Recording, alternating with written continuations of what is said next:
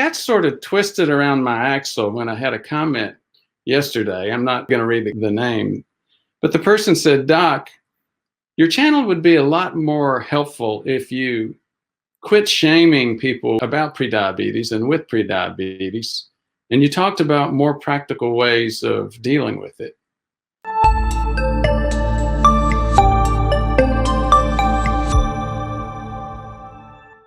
If there's any one simple item that this channel's about, and a lot of people think it's complicated because we've got over 700 videos, but almost all of them come right back around to one item, and that is this even larger, more damaging current epidemic of prediabetes.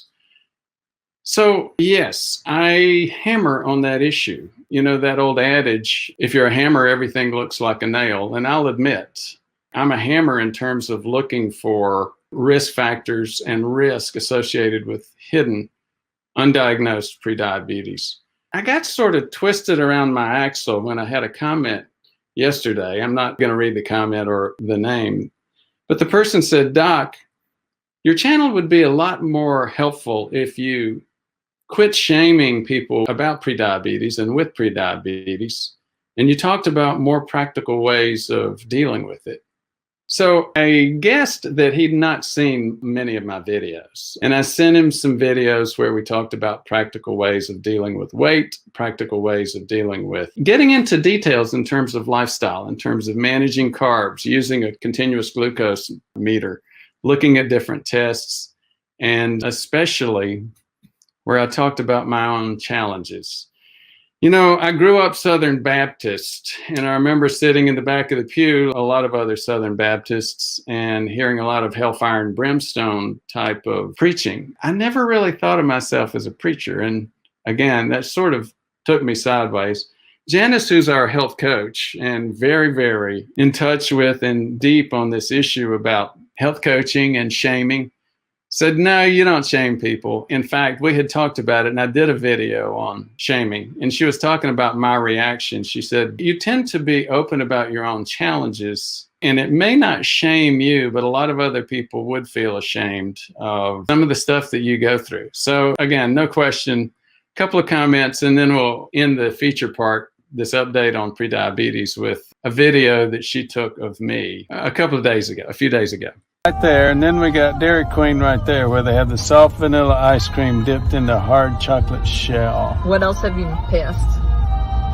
The Boo Boos at Ruth Hunt Candy Store, bourbon balls, and McDonald's and Burger King and Versailles Brew Pub.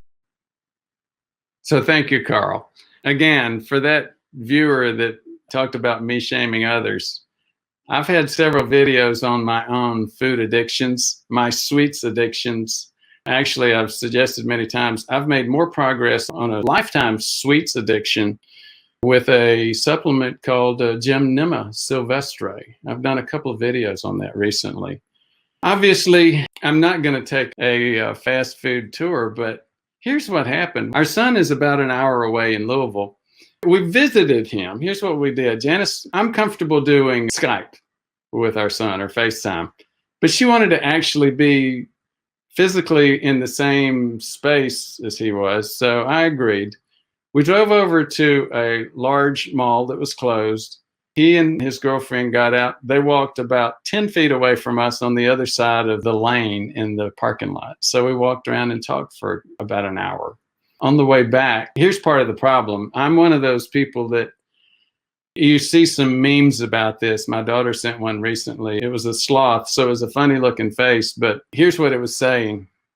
"I just ate my 2 months worth of food for the shutdown in 2 days. I'm hungry recently, very hungry." And as we walked around that mall and we saw those pictures of Girardelli ice cream and cheeseburgers, and It was painful. And then on the way back, we drove by a place where we used to go to get secondhand bourbon balls, Ruth Hunt. I used to be a big addict of those as well. And I was thinking, gosh, I'm so hungry. There's another thing actually pardon the digression, but it has to do with this. One of the things I did when I was back at Hopkins, in fact, one of my major focus points there had to do with HIV, and it was focused on addicts.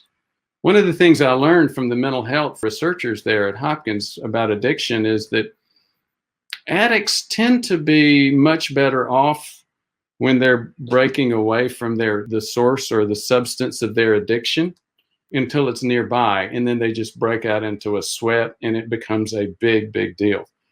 And as I continue to work on my own addictions to sweets, to different food addictions, it's like, that was a major experience in that space.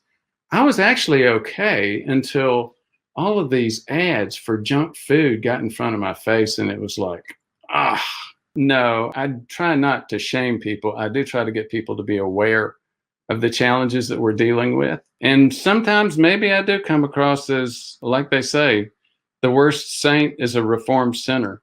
So maybe sometimes I do come across as that old Southern Baptist minister. If I do, and if it helps somebody become aware of this and get warned and start dealing with their problem, I'll take that hit. So thank you very much.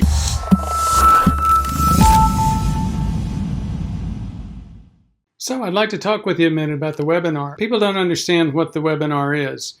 It's actually a great way to get some access to healthcare that you're just not going to get any other way. You actually get the lab tests yourself at a local lab, a Quest lab near you, for the inflammation panel and the OGTT and the insulin survey. These are things, inflammation and prediabetes, that your doctor just does not know about.